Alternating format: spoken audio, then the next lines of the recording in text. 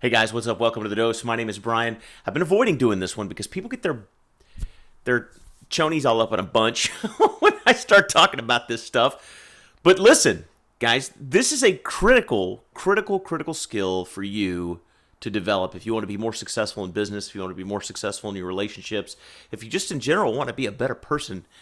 You got to get your head around this thing, and here it is. It's called communication etiquette. Now, I've done one of these on communication etiquette before, but I feel the need to drive home a couple of things here.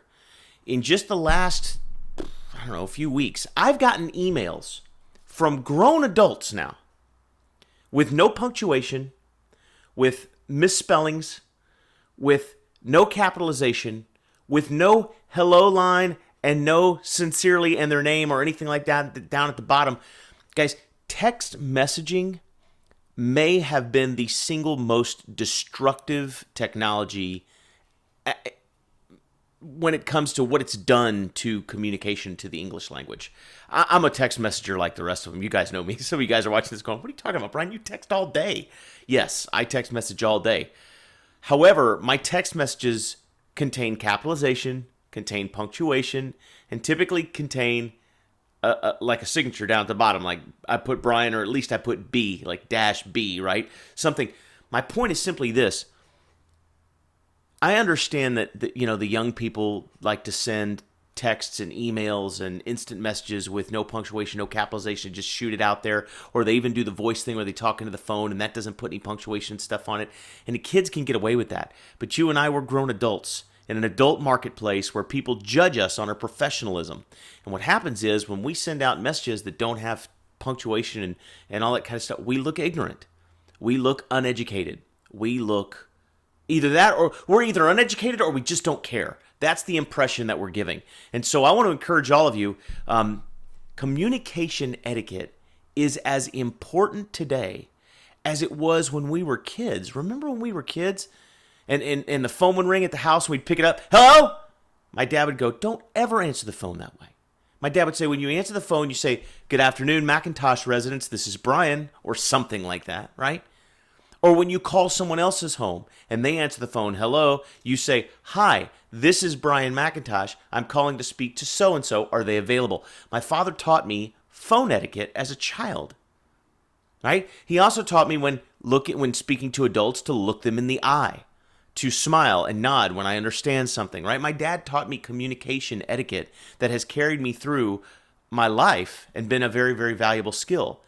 That communication etiquette, those types of principles when it comes to communication, don't get thrown out the window because we now suddenly have digital means to communicate.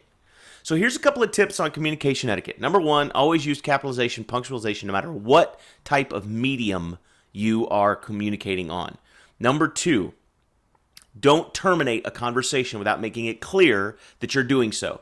Hey, I'm signing off. I'll talk to you later, or something to that effect, okay?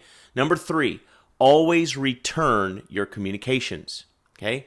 And number four, don't ignore text messages. Guys, let me let you in on a little hint.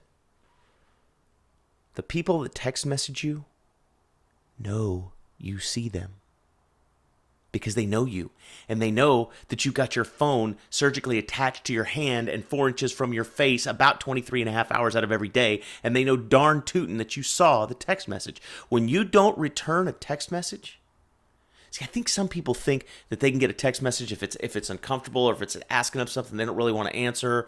I think some people think that they can just not answer it and pretend like they didn't see it. Guys, no one's that stupid. They know you saw it, especially if you've got an iPhone, because it sends a little red receipt back to the person who sent the text message, okay? So if you receive a text message and you just don't respond, that is rude. It's rude and it's unprofessional, and it will reflect that way on you. So you're not kidding anybody. You're not fooling anybody. If somebody sends you a text message and you're too busy to respond, or you're too busy to answer, then, obviously it may take you a little while. It may take you an hour or two or three or four, and that's no big deal. But to never respond to a piece of communication is insulting. It's insulting because, number one, you're ignoring the person, which is insulting all by itself. But two, you're also insulting their intelligence because you're trying to pretend like you didn't see it, and they know darn well you did. Okay? So always return your messages, especially your text messages, because you're not fooling anybody. And that's number 4. And lastly, number 5, guys, when it comes to communication etiquette, is to always use the means of communication that is the most appropriate for what you're trying to do, right? In other words, don't send somebody a text message that says, hey, what's the meaning of life? Okay? You can't get an answer to that question in a text message. That requires a phone call, okay? Or if you've got something long and lengthy to explain to somebody, use an email if you want to use written communication. Use the form of communication that is most appropriate for the moment. That's communication etiquette, guys. If you take these things and you begin to employ them into your life, not only will you find that you retain relationships better, you garner more respect from your colleagues and your coworkers and your friends and things like that, but you'll feel a whole lot better about you. And that's the dose. Go have a great weekend.